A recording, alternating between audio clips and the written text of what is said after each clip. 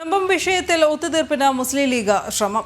Thalassery archbishop Mar Joseph പാംപ്ലാനിയുമായി bishop ഹൌസിലെത്തി ചർച്ച നടത്തി പാണക്കാട് സാദിഖ് അലി ശിഹാബ് തങ്ങൾ.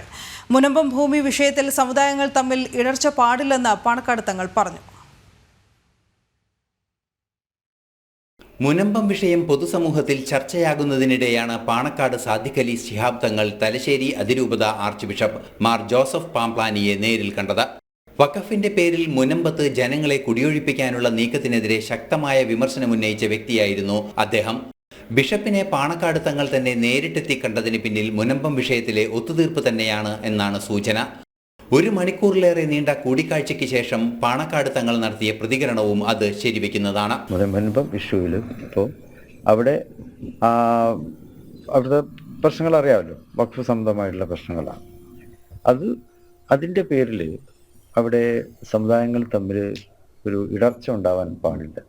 എന്നാൽ സന്ദർശനത്തിൽ രാഷ്ട്രീയമില്ലെന്നായിരുന്നു തലശ്ശേരി അതിരൂപത ആർച്ച് ബിഷപ്പ് മാർ ജോസഫ് പാംപ്ലാനിയുടെ പ്രതികരണം. തങ്ങള് ഒരു സൗഹൃദ സന്ദർശനത്തിന്റെ ഭാഗമായി തലശ്ശേരി ബിഷപ്സ് ഹൗസിൽ വന്നത് പരസ്പരം മനസ്സിലാക്കാനും ഒരുമിച്ച് നീങ്ങാവുന്ന എല്ലാ മേഖലകളിലും ഒരുമിച്ച് നിൽക്കാനുമുള്ള ഒരു ചിന്തകളാണ്.